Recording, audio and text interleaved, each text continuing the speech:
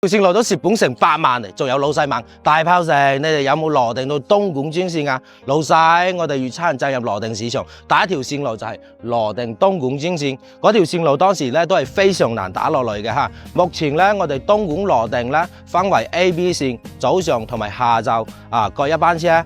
我哋東莞 A 線嘅上車點有常平啦、大朗啦、寮步啦、南城啦、虎門啦。B 線嘅上車點有鳳崗啦、塘廈啦、樟木頭啦、大嶺山啦。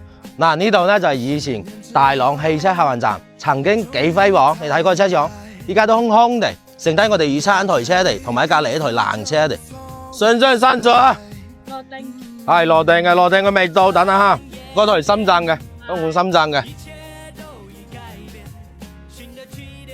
肚餓整個餅食先。這是什麼蟹的？豬肉線。搞個給我。一日買到1000個嘛？咩啊？一日買到1000個嘛？1000個啊？啊。買到1000個，我就轉行。我就轉行同你做煎餅好。東莞嗰條線路咧，始終都係比廣州同埋深圳嘅差，唔知係站點問題啊，定係時間問題。歡迎各位老細喺評論區度俾下建議，睇點樣可以做得更好。呢個喺度等下先。我喺忙，有冇幫我點讚？有啊。有係嘛？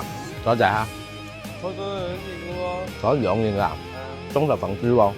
搭高鐵貴喺度。哦，珠海。嗱，嗰個咧就係我哋東莞珠海個車，羅定。